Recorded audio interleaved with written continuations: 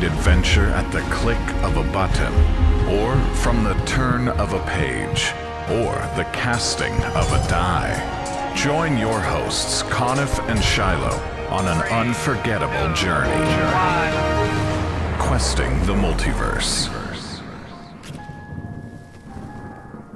This is episode 2 of Board Games with Jordan. Needs a fancier name. The No Cube Zone Resurrected? The No Cube Zone 2.0? Undead? I do like that. Are board games finally over the whole zombie theme inundation? I haven't seen a zombie themed game in a hot minute. But you know what I'm talking about, right? Yeah, it was bad. Yeah, in like 2015, it was like Oops All Zombies on board games. It was nuts. And I remember that it was like every, Kickstarter. What was it? It was Zombicide. Mm-hmm. Because they had green, black. Yeah, there was like the Black Plague. There was, the Green Horde. Tons and tons of Zombicide. I think The Walking Dead was like peaking around that time frame. It was too. So like zombies were just like all over in the like zeitgeist. There's that Australia or something like that. It's like a zombie themed train game in Australia. It's like a train game, but there's some sort of zombie mechanic to it. There was the whole thing exciting. With the White Walkers in Game of Thrones, which are basically snow zombies. We couldn't escape it as a internet culture for quite a while, I think. So maybe No Cube Zone Undead fits. I did want to mention we do not have Shiloh here with us tonight, and if you're watching this on YouTube, you've already seen that. He's taking care of some personal stuff, so he will not be joining us tonight. Hopefully he will be back for the next episode of Questing the Multiverse, which will be our conclusion to Fellowship of the Ring. But with that out of the way... maybe you'll get me again. Who knows? Yeah, who knows? I do know we will have a guest speaker for that episode. A guest speaker. Was not really speaking.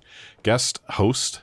He goes by Ardeth, but he is the one we've been mentioning as far as the Lord of the Rings reading challenge or book club inspiration goes. One friend to rule them all. One friend to rule them all. One friend to bind them. One friend to bring them all, and in the darkness make them read Fellowship of the Ring. So, although that doesn't work quite well because I need candlelight at least.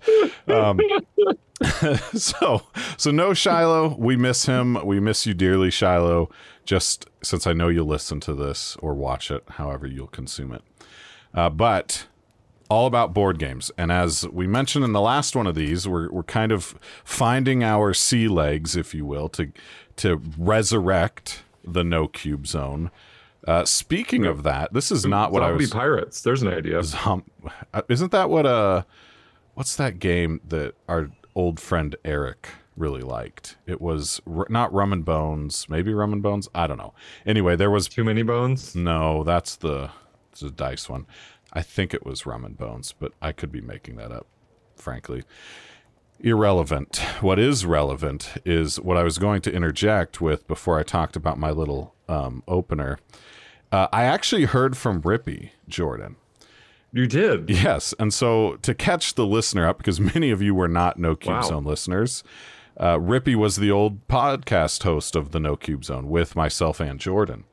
And if you want to hear what Rippy sounds like, I still pay to host the No Cube Zone. So the old episodes are there. If you're listening to this on a podcast app, like just search the No Cube Zone and it's all there. You can hear our shenanigans. It's kind of like going into like the backstory. Like this is like you're watching Dragon Ball GT, and that's the Dragon Ball Z of this. Like all the characters are back there and some stuff happens. It's kind of important, but it's like you can figure it out from here if you don't. That's a really good analogy. But he texted me and he was like, what should I buy? And I haven't heard from Rippy in like 2 years because ever since, you know, just life's been going our separate directions and things, you know, come up and what have you. And he says, what should I buy? And then the second message is a PS5 or an Xbox Series X. And I didn't see it. And I was playing some game with some friends and I didn't see it. And then like 40 minutes later, he texts me again. He's like, oops, I bought this one. And it was the Xbox. And I was like, well, you made the right choice. There's many out there who love PlayStation. Jordan, I would have gone with the PlayStation 5. You would, yes. But as far as like, well, Rippy, if you ever want to, although I play mostly on PC now, but if you ever want to play together, that was the right choice because PlayStation still is not super cross-play friendly. But anyway, I did want to mention that because see, he was like this weird, like, wow, out of the literal blue, here comes Rippy. Here comes Rippy. Well, he and I would probably have even more in common now that I'm more into doing like weddings and video stuff. So we'd have a whole world of things to talk about together.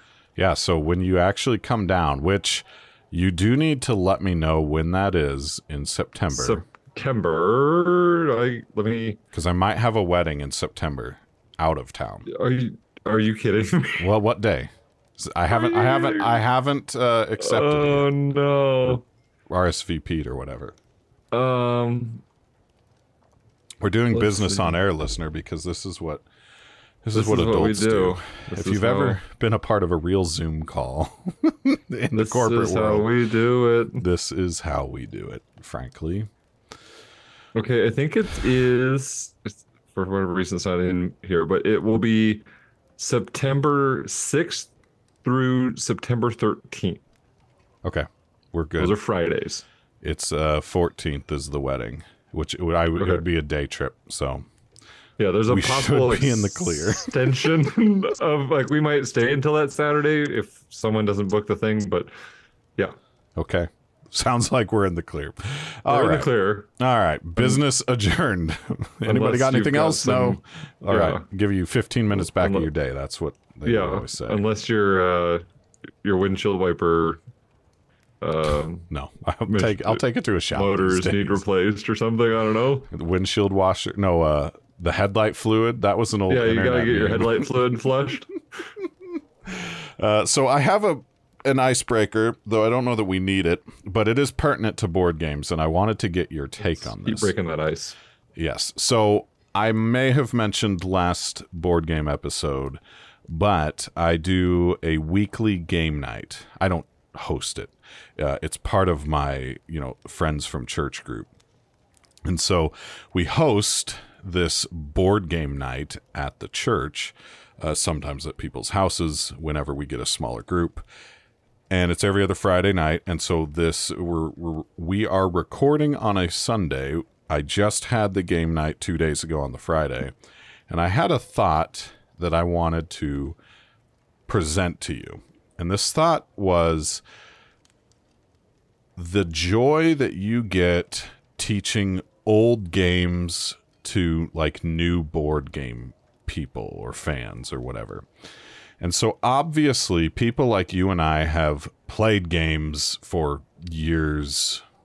We're approaching a decade for me as far as like it's actually over a decade for me. That's nuts. That's crazy.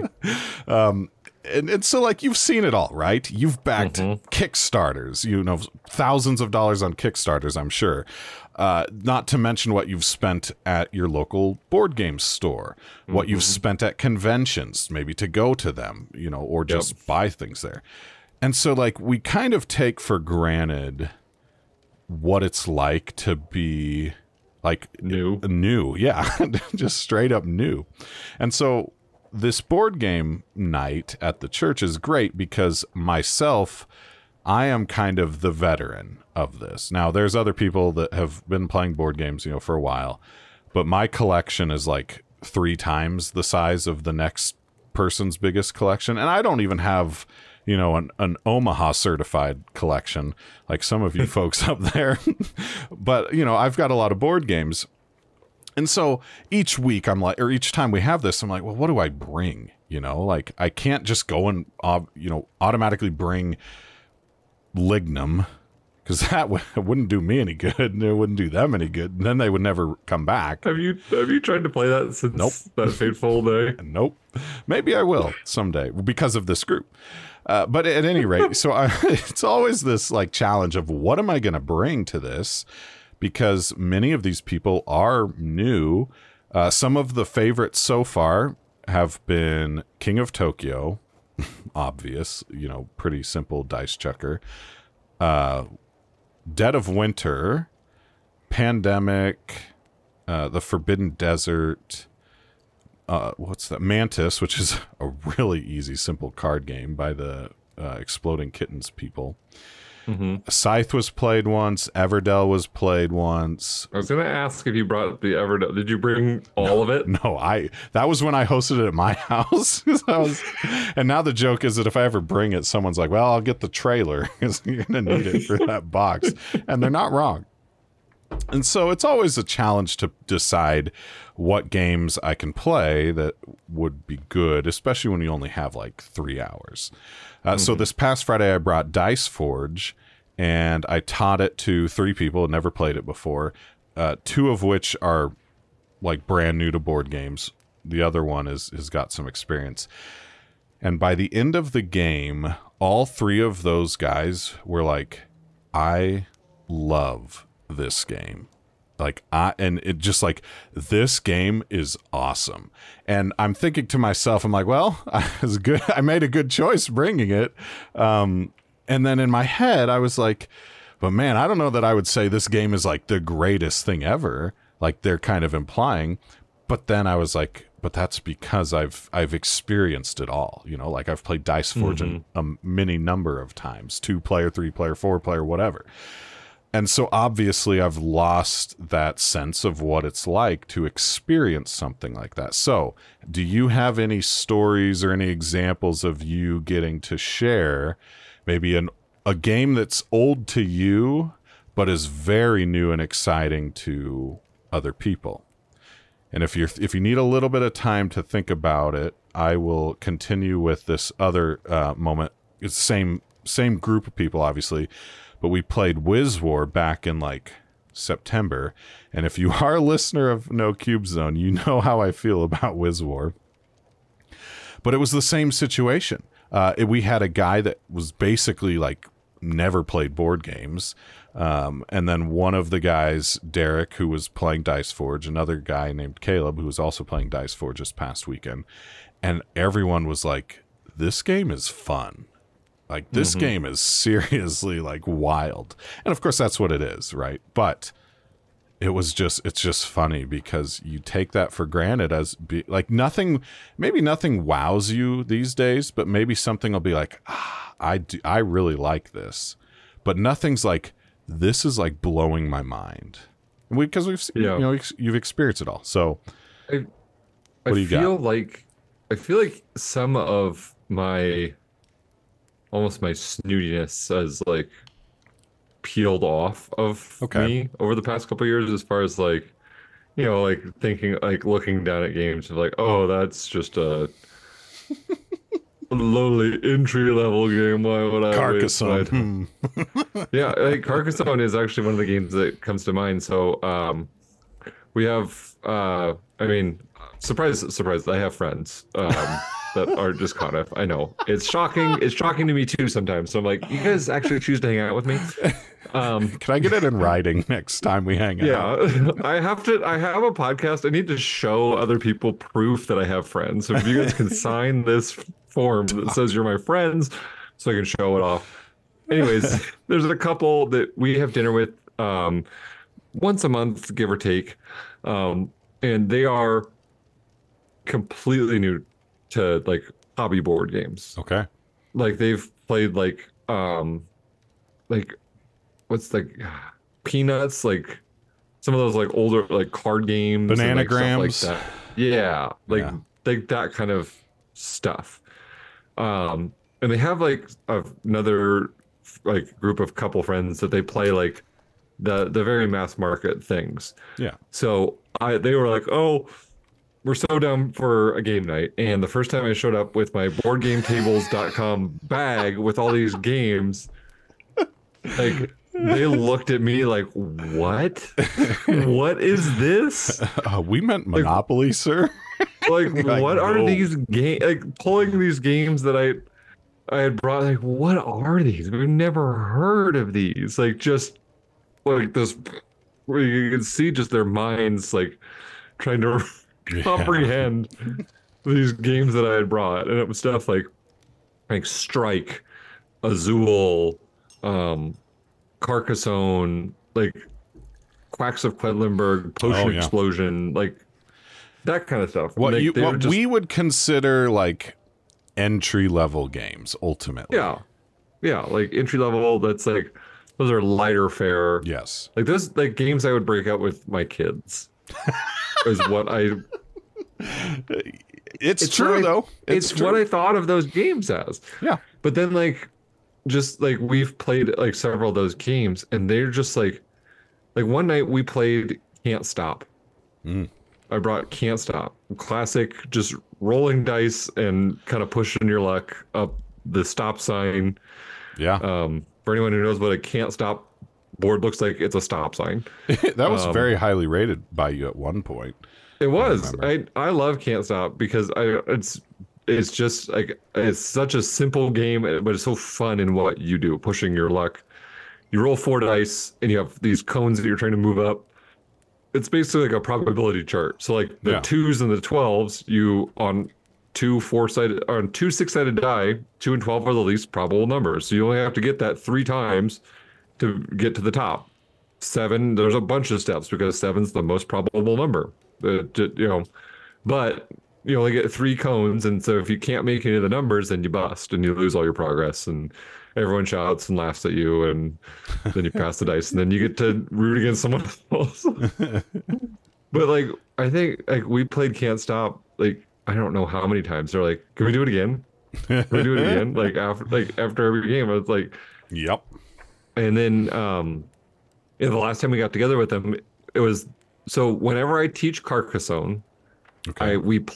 I teach them about the cities, the roads, and the monasteries or the whatever, the little church things. Yes. Yeah. I leave with out the 9. farmer. Me too. In fact, I I don't think I've ever played with the farmer because it's so just what I do is we play the game. We play the game sans farmer. okay. And at the end of the game, I'm like, okay, stop. Before anyone cleans up anything, let me show you how this works. And then with the game all splayed out so that there are now examples of me to show how this works, I then show some with some of my meeples, like if on this turn I had played this guy here laying down, this is how this scores. That's really smart. And then they're like, oh, okay, that makes sense. And so then they came over a couple weeks ago and we got out Carcassonne again. And I was like, okay, you guys remember how the farmer works? And they're like, yeah. I'm like, okay, we're going to play with that this time. Nice. And That's so really smart because honestly, like Carcassonne's so simple, but for whatever reason, that farmer is just it's like this like hurdle. I don't know how else to describe it, but like the game is easy. You're running along, and then there's this hurdle about this extra little piece that just changes the way you would play the whole thing because obviously you're not just focused on 3 different things anymore. So I may have to do that. Being the I guess I got it's like a 2-game good teacher award, or I'm not sure how that exactly, but I thought like, all right, now we've got the farmer. I know this better than because I've played real Carcassonne more than my wife. These guys have never played a real game of Carcassonne.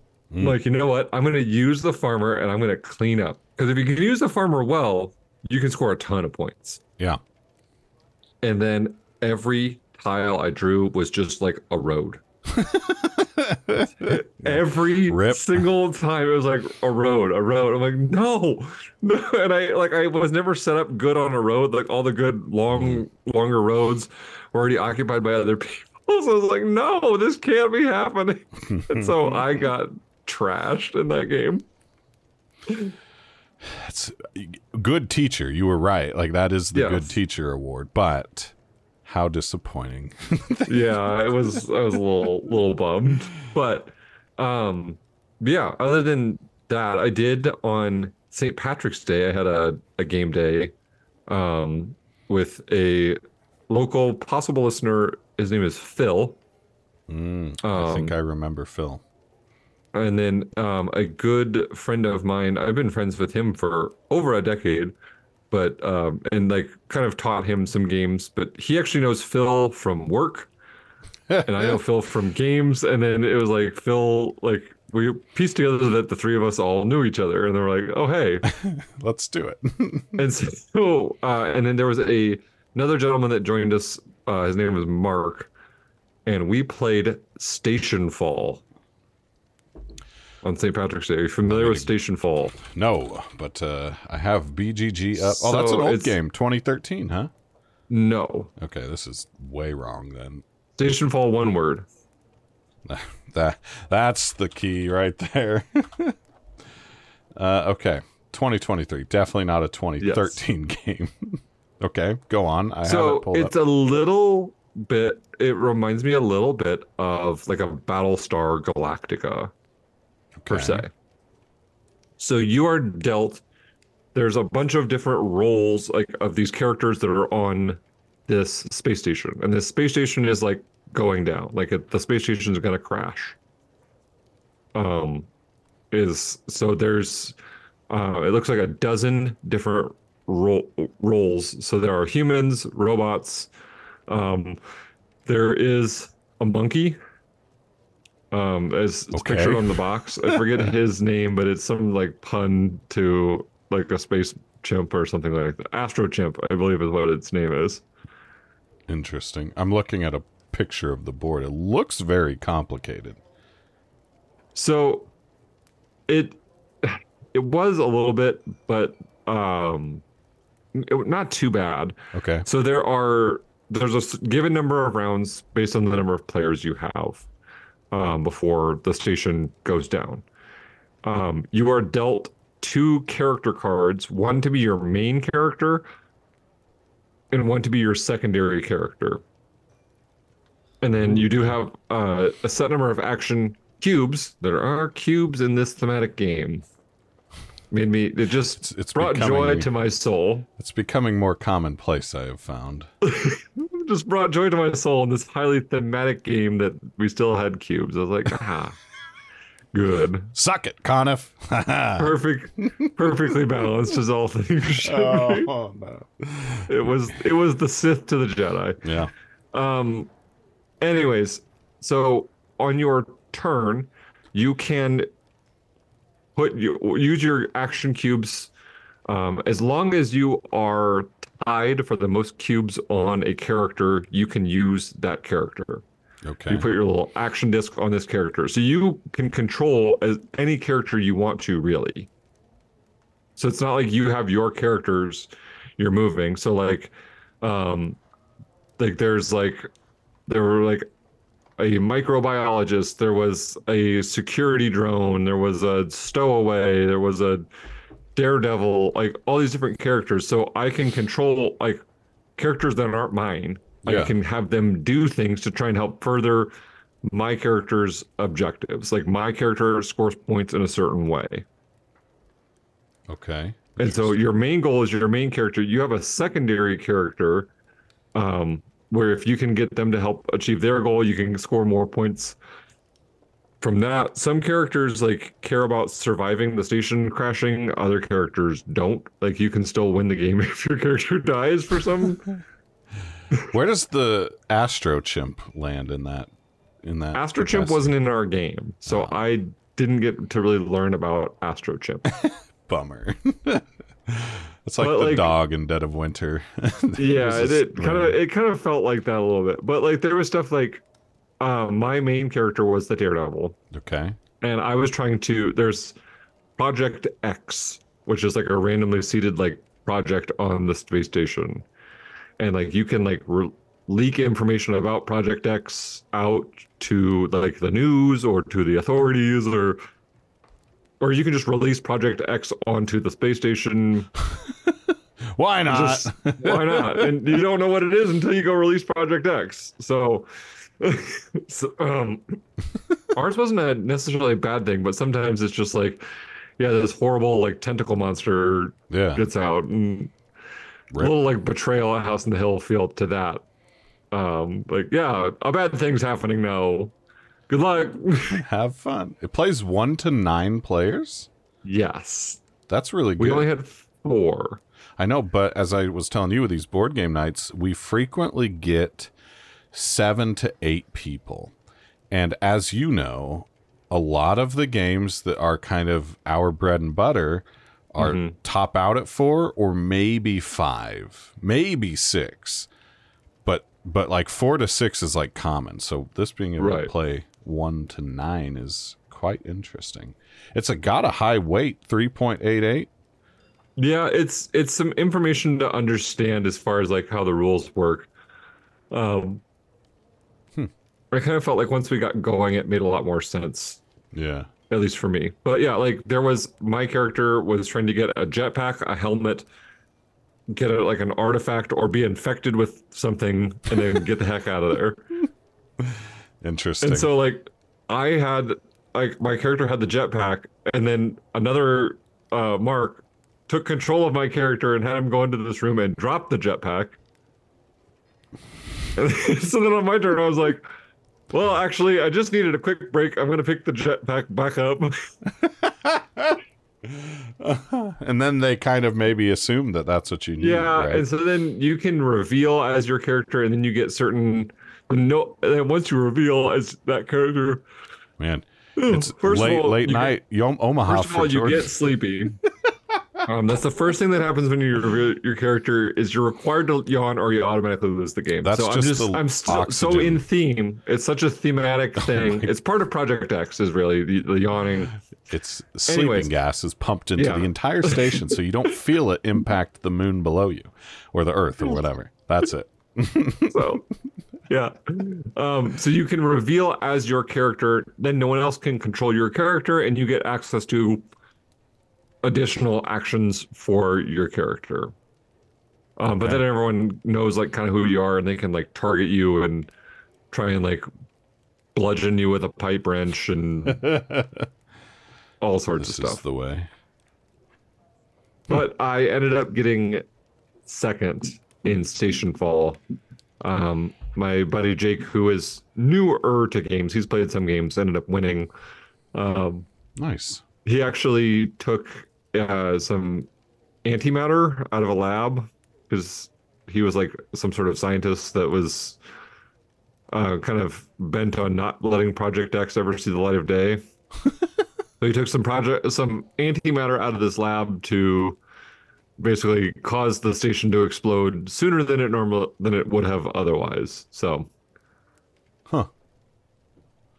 I might have to look into this because this again, as you were mentioning, like it feels very thematic, very flavorful, but it's not like a fluffy game. It's just very like there's a lot of pieces, you know, as you said, information to parse as you're playing. So that'd be good for this group of people that I play with, but yeah.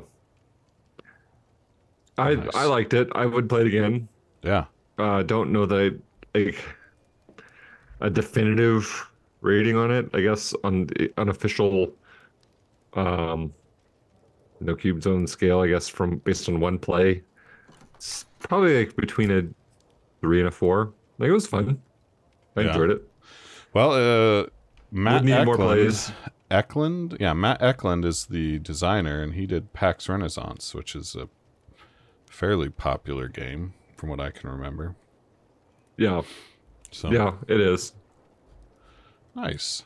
And then after that, we completely shifted gears and houses. Actually, we were at Phil's house. Was he just all right? We're done. Oh, Mark. Okay. Mark had to leave. Oh, and then Phil asked if we could play Rococo, and I own Rococo, and I did not bring Rococo. So I have Rococo the Deluxe Edition. Okay. And this is a game about making pretty dresses for the ball. Oh, I've heard about that. I don't remember Yes. much about that other than It's it's the it's a dressmaking. pretty yeah, it's a pretty Eurotastic game where you're doing Eurotastic things. The old game I thought looked good. I mean, this one, the deluxe version is like over the top on production and very nice. Gotcha. So you have a hand of cards made up of masters, apprentices, and journeymen as Okay. far as like dressmaking abilities. Yeah. The masters can do all actions. There are some actions that the only the masters can do, and like the journeymen and the apprentices cannot. And then there are some actions where it's like it's a master or a journeyman, like an apprentice cannot do. Like they're just like essentially the apprentices end up being like your errand boys. We're like, hey, go get me some fabric, please. So every card will have a main action, and then there'll be like bonus actions.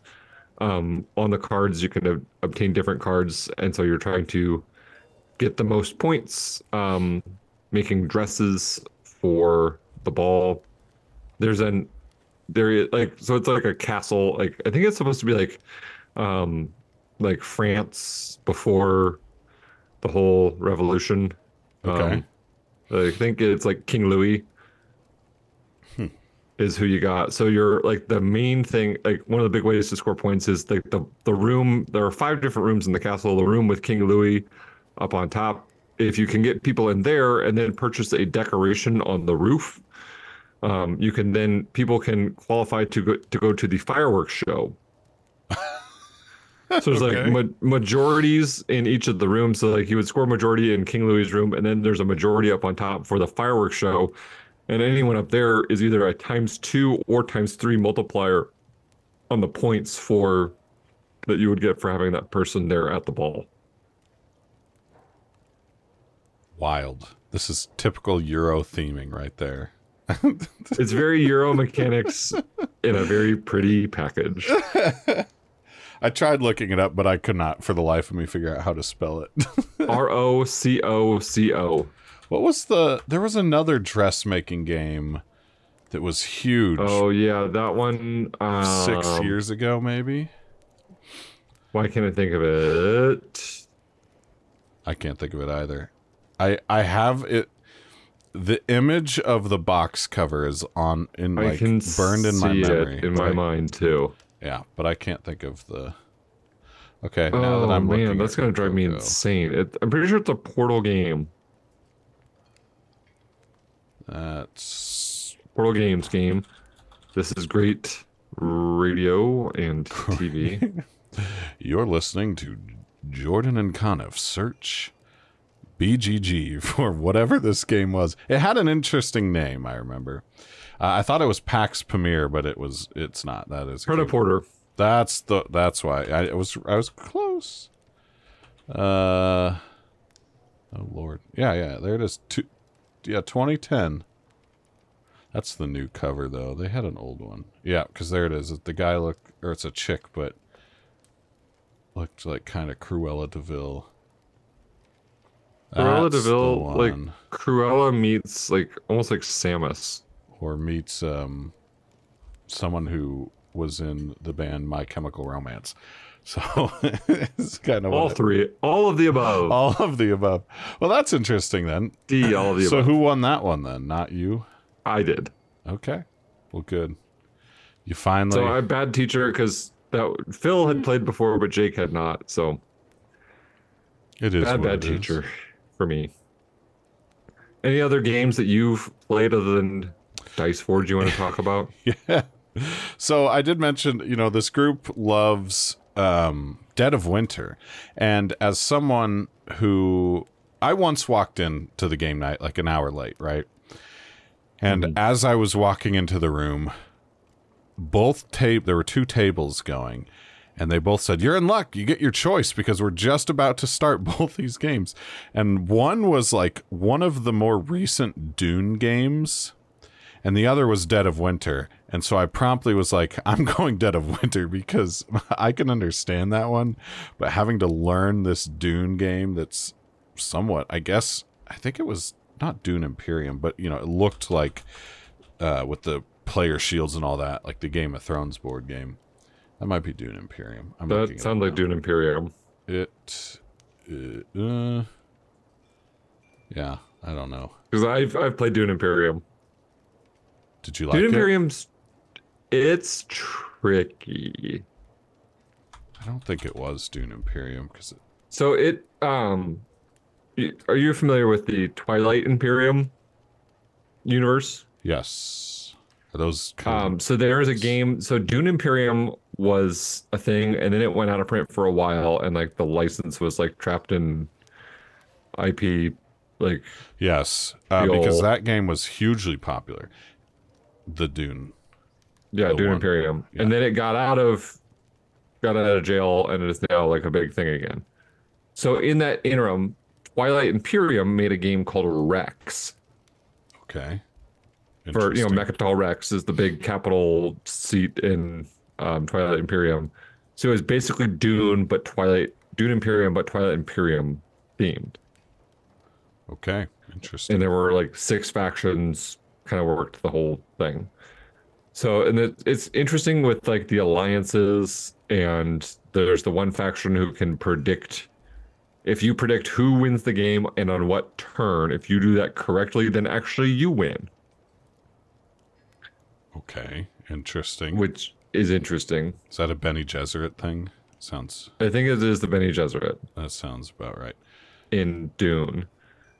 Oh, but yeah, sorry. So there's like an interesting thing of like when we played, it was like a 5 or 6 player game, and one of the players, Alex Wolf, kind of did a thing like where he's like, hey, I'm gonna go do my own thing and basically try and force you guys to have to stop this other person from winning the game.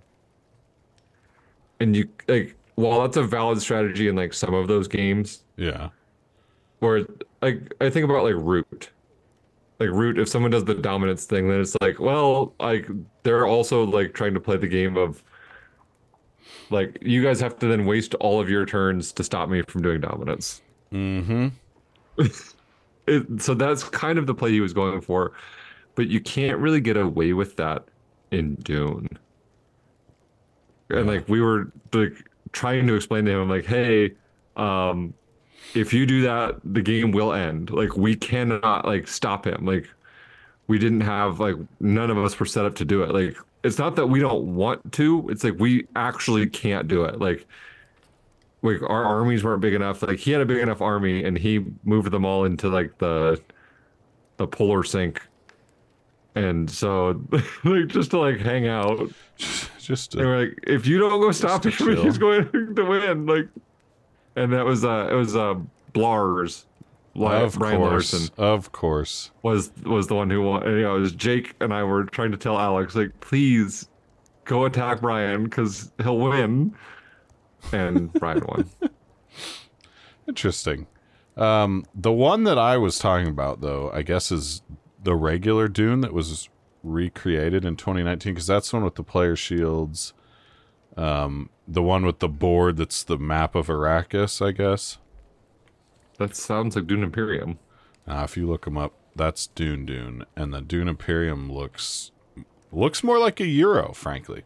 But anyway, well, maybe I am thinking. So the one I just told you is Dune. Okay, I have played both. I'm sorry. You've got them a little switched in your head. Dune Imperium is the one that's like, it's compared to Lost Ruins of Arnak. Okay. Well, they had... No, I'm talking... Yeah, Dune. That is the one where Alex... We were trying to stop Alex, and he didn't. We didn't, so... It didn't work. Yeah, farts on us.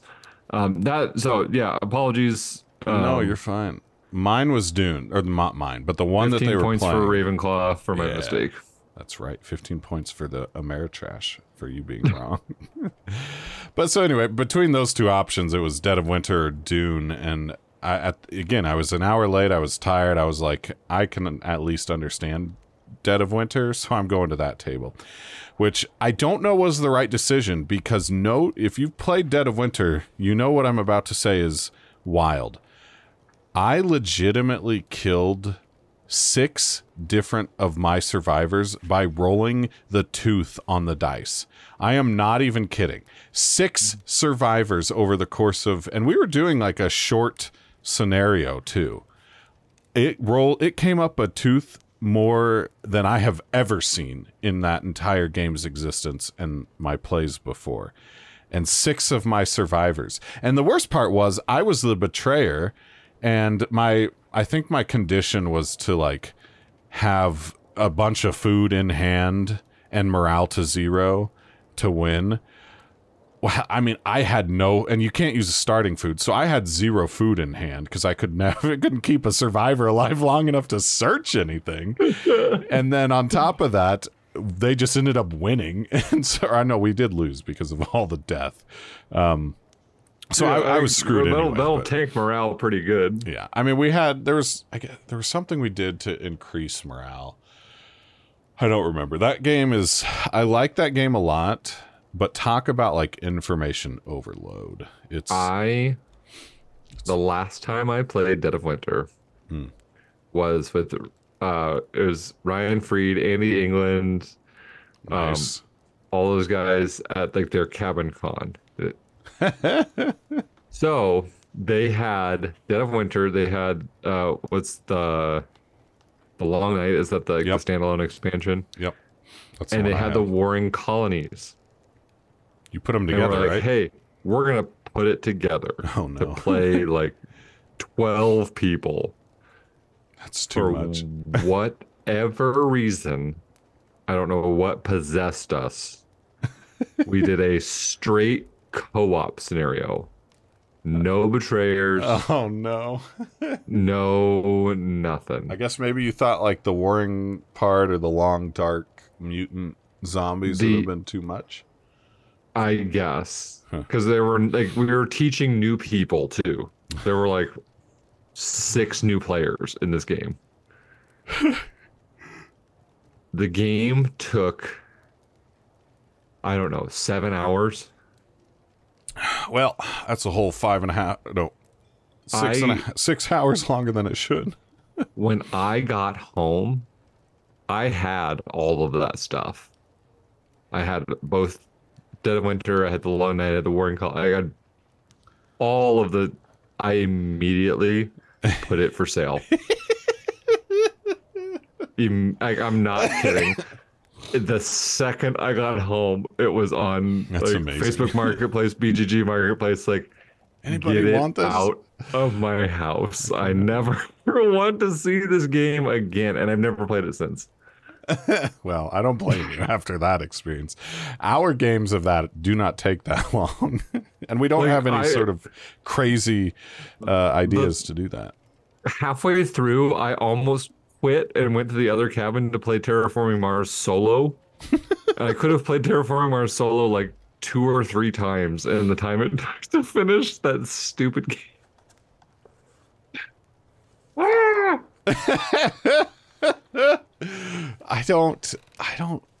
The whole Lignum thing, that was, for me, that was a long game. But I don't think I've ever experienced something quite that bad. Like a game that you once liked that it just went way too long, and now you're like, nope, I mean, that happened to me with Twilight Imperium, too, the last time I played Twilight Imperium. But Twilight Imperium is meant to be that long, so you kind of have that idea. So it was supposed to be, this was years ago. Okay. It was supposed like 2017, 2018, maybe. Okay. It was supposed to be with Dan and Ryan. And like we were gonna start at like noon. Well,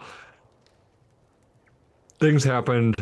They couldn't make it until like later. So we waited. We were gonna we'll start at 7 o'clock at night, and then they still dipped. So we waited and then found other people to start an 8-player game.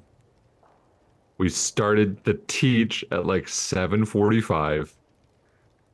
Probably didn't kick off the actual game until 9 p.m. Oh my gosh. And at, I don't know, 2:45 a.m., I got betrayed by an ally and effectively removed me from the game. And so from 2:45 until, I don't know, 4:30 a.m., when we finally finished the stupid game, I was out of the game. There was nothing I could do. And so I was tired and I was not very happy.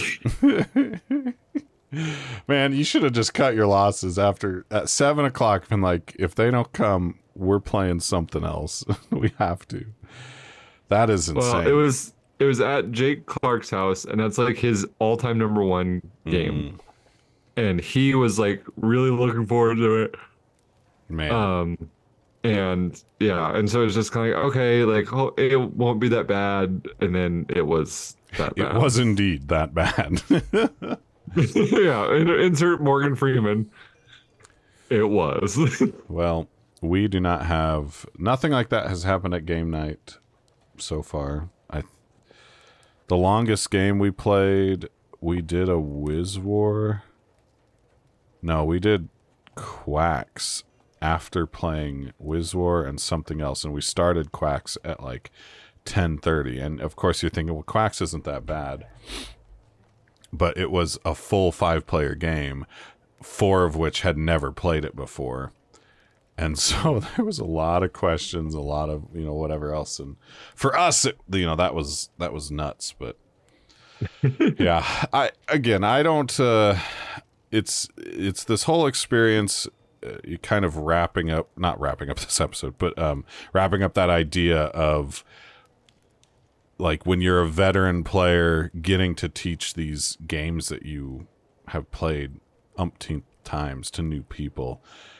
It's always amazing when they're just like, this is amazing.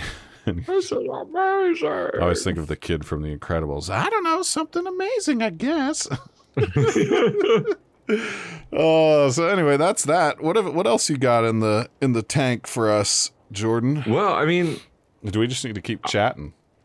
Yeah, I mean, I've got something ready, but I don't know. Like maybe this is just a game, like not a game, but this is just a chat about that. Like, yeah, because we could go on. I don't know. Like we could. Like I'm just wondering. We start another. Like this could turn into a 2-hour podcast if we start another thing. And I told you I only have so much upload for the podcasting hosting site. We gotta worry about Coniff's. Oh, so dumb. Coniff's gonna get upcharged. Yeah. But the podcast hosting people. Well, then let me ask you this: as far as this concept, I mean, I had some good stuff ready to go. Like, yeah, well, we've got plenty of episodes coming in the pipeline. In theory, unlimited number of episodes. Until you say that, hey, I'm not doing this board game thing anymore. Like you did the last time that the No Cube Zone got canceled. That was for different reasons, and you know it. I will not I will not hold that against myself. I took a break for my own personal stuff, and then I come back. I'm like, all right, let's podcast. And I'm like, oh, we're not doing the show anymore. You were not that gung ho with jumping right back in. I wanted to. You wanted to, but I don't think you could have, even if you wanted to. I could have. I don't have all the savvy skills that the man on the other microphone has. I think you do. You just have to. Maybe. You just have to reach within. So, on this topic of new players, old games, or however you want to spin it, I played Alhambra at one of these game nights, and I have never been a fan of Alhambra. What? It's just like, you know me, and the listener, if you're a No Cube Zone listener, you certainly know, but if you're a Questing the Multiverse listener, when it comes to board games, I need that theme to be front and center and a huge part of why you're playing the game. That's not the case for Jordan. as he makes No. dresses for ball dances or whatever it was, a ballroom dance, which is Hey, fine. I played 2. I mean, did you look at the art for Rococo? I did. I feel like you showed Pretty? me it before. I mean, I'm sure I did. yeah. It looks good. And Stationfall, that's dripping with theme. Yes. That's right up your alley. Yeah. So you are obviously the more omni gamer of the two of us, but for me, you know, like dripping in theme, like that's a huge. And I told them when we were playing this, because again, like it's new people or people that are sort of like. Okay, so there's like levels of board game geekness. You've got, and the geekiest person in Missouri amongst the people I know is like at a novice beginner level when it comes to like the Omaha level of gaming. Like it's you know, it's just I don't the know nature of the where beast. you're at, listener, but Omaha is kind of just, I don't know what it is about this city, but I do. Have you seen the rest lot. of your state? There's nothing to do there. Same with Iowa, which is right next door, you know. No, I'm sure there's stuff to do in Nebraska. I mean, but Missouri's not like teeming with stuff to do.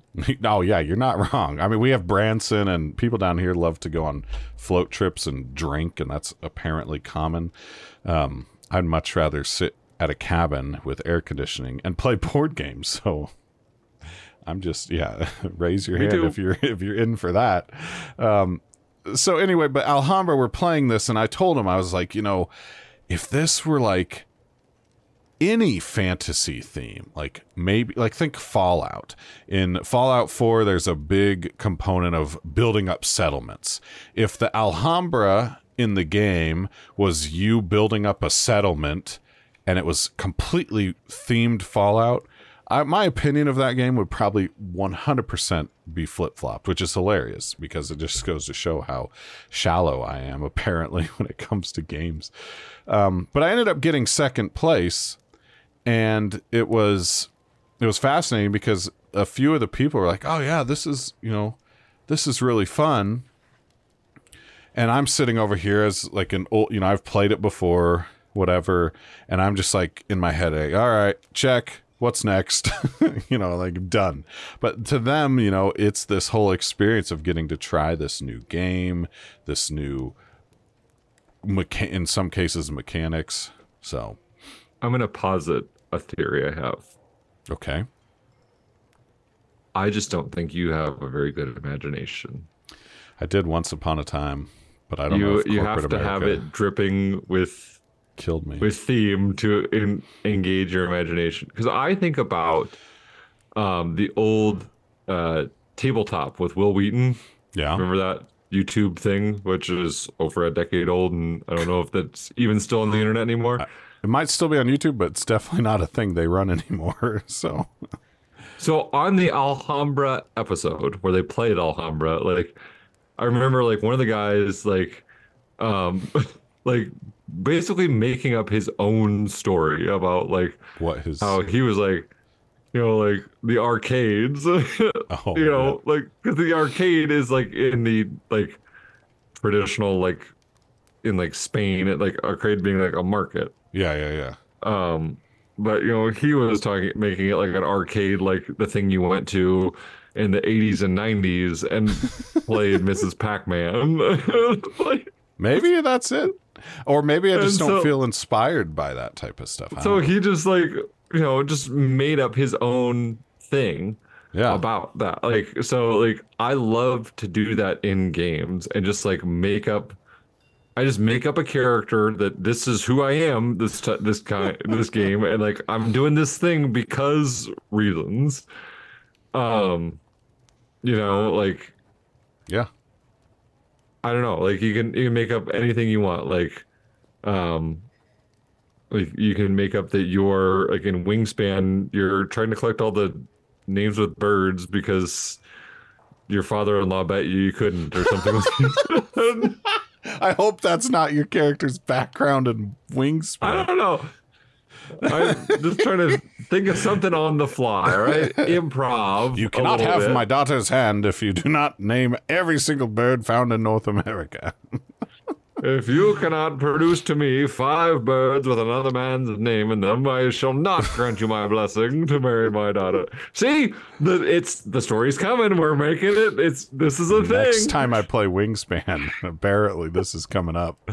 Like, all right, guys, now when you play this, I need you to picture that your wives, every single person that has gone is married. So be like, picture your wives.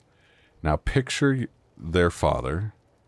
And now picture him saying to you, I need you to catalog all the birds in Missouri in order to win my daughter's hand. Not win, but earn it. How many of you would have completed that task? Your father-in-law also has to be like this crusty old guy from like Victorian era Britain, probably with a monocle. And smoking a corn cob, little knob pipe. Yeah. Yeah, exactly. So, yeah, you understand. It's extraordinary the amount of birds in Missouri. Have you ever seen them? I want them. I want them all. You can have my daughter, but I want the birds. Freaking Wingspan. I do like Wingspan.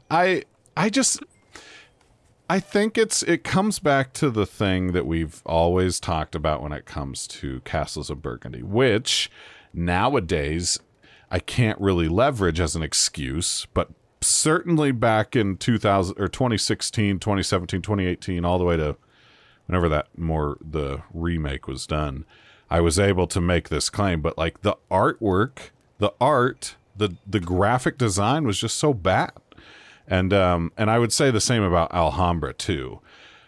It's just boring to look at, boring to fiddle with these pieces. And I know that's obviously a very superficial, trivial thing, but as someone who kind of got into board gaming, and Fantasy Flight Games was a huge part of that, like it's not surprising, I don't think. But what's interesting is how little that matters to these people at the game night. They're true believers. True believers. Well, they're more into. One thing I've seen is the mechanics. So you mentioned Dice Forge at the beginning, and Dice Forge is a 2017 game, so it's not like. I guess by nowadays, like if you're still playing a board game from 2017, then it's 2017. I'm looking at the stuff on the hotness on BGG, and I have never heard of any of them. Except for, not that I haven't heard of any of them. They're all new games with the exception of like a Gloomhaven expansion, I guess. Brass Birmingham's on the hotness right now, so that's surprising. Oh, is it? Yeah. Apparently a billion the Dune Button games. and Bugs. That's not surprising. The Button and Bugs is like a teeny little like version of it. Oh, it really is. Here's a picture of it. This is the actual game. That's the thing. It's a teeny tiny, like it's like almost like a gag kind of thing of just being like hey, we're sick of people complaining about this. It's not by the same guy. Like a funny thing for me has kind of happened, like to where like I don't know, and I feel like I've heard other like gamers like Jake has talked about this some, but like a lot of these newer games just don't do anything for me. You know what I mean? It's like I hear about them, I'm like, but you know what would? Like, if someone busts them out, like, yeah, cool, like I'll play it, but like I feel like I'm to this point where it's like, I want to make my games that I have like really cool and like have a good experience like with those games. Yes. Like thinking about like Everdell. Like I'm like spending all the money and getting that giant box, the unruly sized box with all the things. Yeah. Like whatever, but it's just like, because I love that game. Yes. It's still one of my favorite games, and I want to have a really nice copy of it, and I want to have all the stuff. I don't ever play with all the stuff, but I like to have all the stuff. So it's like I can. And like, that's a game like I want to play with my kids as they grow up and like can understand it a little bit more. I did get the My Little Everdell. That's really good. I really like it. Good. The kids like it too. And it simplifies the base game. So I've considered using that as like a teaching game before actually diving into Everdell. But what I was going to say is what would do it for you is if someone showed up and's like, hey, let's play like Zombicide Black Plague and remember those days. Or let's play Betrayal at House on the Hill. Like, you may not want to play those, like, you may not seek those games out to play them, but like, if a new person was popping in as like, what is this? Like, you'd probably be more apt to be like, okay, let me show you. Let's take a look at this. I still love Betrayal. Yeah. Betrayal at House on the Hill, because when I play Betrayal at House on the Hill, I don't view it as I'm playing a strategic board game. I view it as I'm watching a bad horror movie. Yeah. And I get to have a part in it. Yes. Yes. Like, that is how I feel like Betrayal is meant to be played. I should bring Betrayal to the game night. It's not, maybe when it gets, and people always let it get into the spooky season. Yeah, let's wait till spooky season, but I don't know. But yeah, so that is what I think is fascinating about this, is like the new stuff is like, I would rather invest money, as you mentioned, with like getting all the nice upgrades. For instance, I got Wingspan for Christmas, so now I'm looking at, okay, I need the speckled eggs, I need all the expansions. It's a game that, one, I know the wife likes. Two, I know other people that I play with like it because one of them has it even. And three, it's like when the kids get older, this is going to be something that they're going to want to play, and I've already started that with them. Playing these having a game night weekly. But then the other investment is time. And so, like, if you've already got these board games from 2015, 2012, whenever, like, you liked them then, you may have, the golden age of board games was what, like 2018 to maybe 2022, whatever. Like, there was that period where it was just like the best of the best, just bangers after banger, as the kids would say, coming out. Certified banger. But still, I mean, but before that, the era from 2012 to 2015, we talked about the zombie era. Like, in 2018, I didn't want to play a zombie game because they were everywhere and it was annoying. But now, Dead of Winter, or if someone was like, hey, let's play Escape for the Curse of the Temple, but the zombie version, I'd be like, yes, because that's taking me back to that time when the games were more focused on maybe having fun with people, and they were slightly more accessible, and that could be because the games that I was interested in were the more accessible ones. And so all this turns around, and now I'm getting that opportunity to take the ones that I've had for years, and now I'm getting to show them to people that are just now dipping their toes into the hobby. And that is a very fulfilling experience, in my opinion. Yeah. Like, I think about, like, looking at Hamburg from Queen Games. Yep. Which is like a re-implementation of Bruges.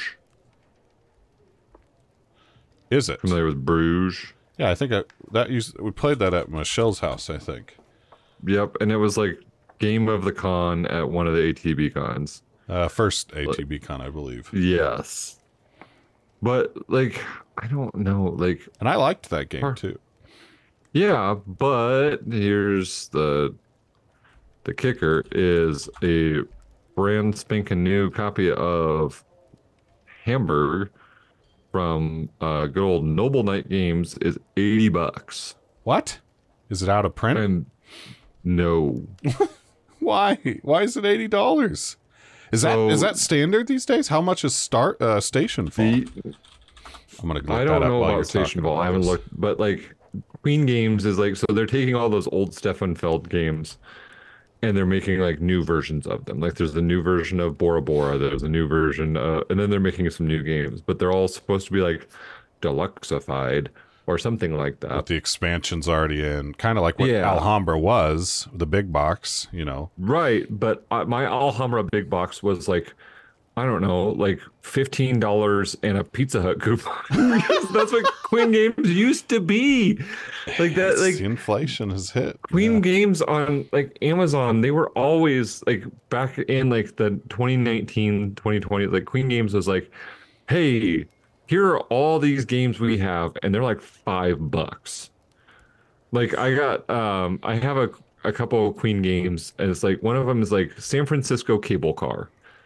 Nothing like great to write home about, but I got it for like $5.35. Yeah. For $5.35, it's a great board game to have, and like I'm happy to have it in my collection because I paid less than like a Happy Meal costs anymore at McDonald's for this game. But like, yeah, so they've gone into like this deluxified thing with like because I was like, oh, maybe I'll get some of these new versions of these games. Like I have Bruges, I have the base game of Bruges, and I'll never have the expansion for Bruges because it's well out of print and they're not making it again because they're doing all this Hamburg stuff. Yeah. But like I can't bring myself to spend $80 on a game I already have.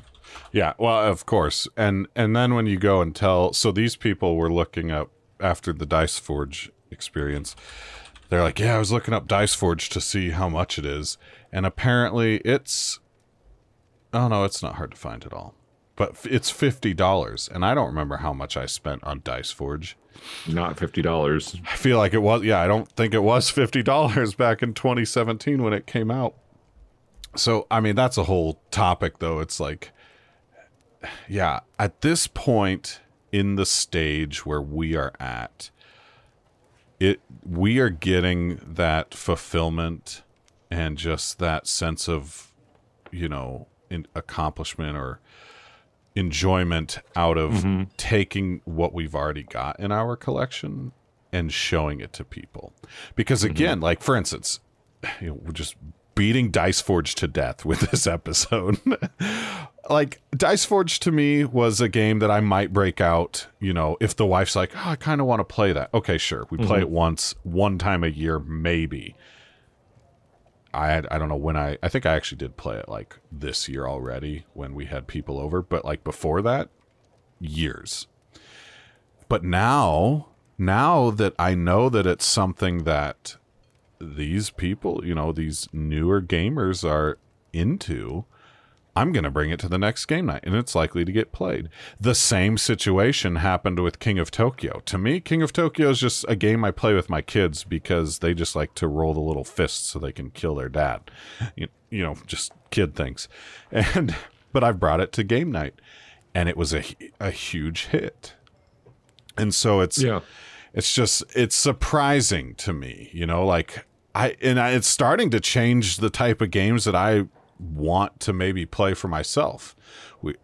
We're also running out of time, so this might be the closing remarks. Could be the closing thought, but yeah, I look at getting new games differently. Like I used to be about, okay, what's like the heavy, like what do I want? Yeah, what do I want? These heavy games that like super complex or whatever, but it's almost like I'm now to this point where like if I'm gonna get a new game, it's probably gonna be like a lighter game that is like just like critically acclaimed by everyone. It's like super fun and easy to introduce to new people, because that's I guess who I'm like.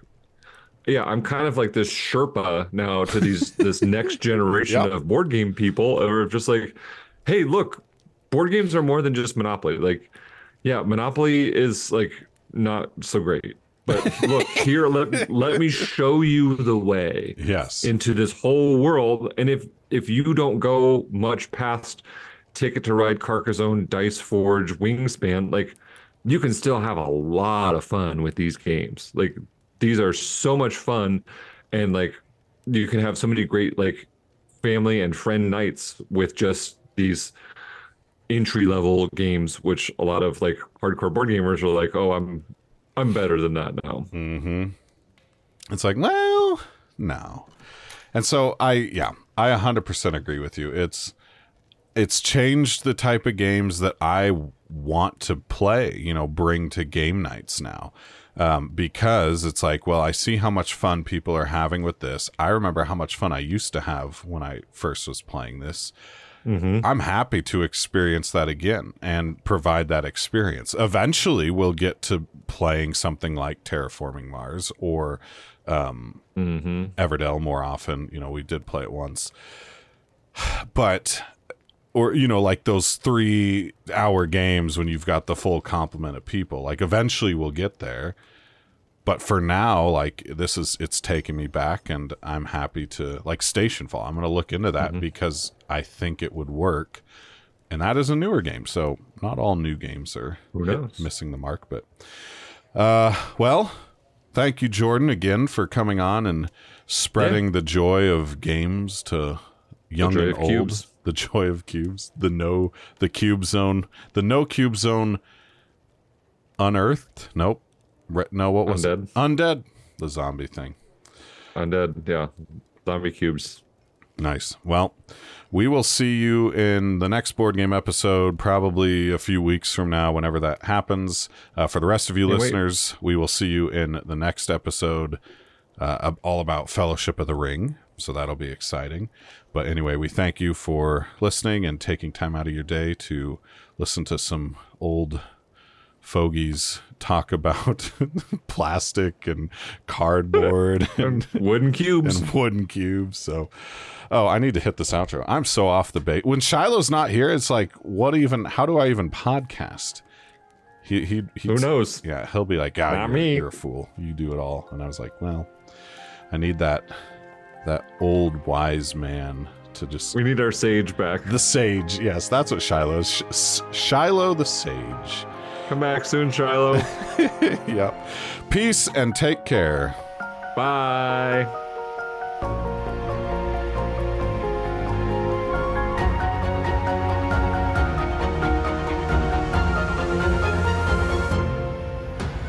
Questing the Multiverse is brought to you in part by Coniff Productions, Hal's Wood Designs, and Joel Crawford. To follow along with our adventures, please follow us on Twitter at QTM Podcast and consider joining our Discord, a link of which can be found in the show notes or in our Twitter bio.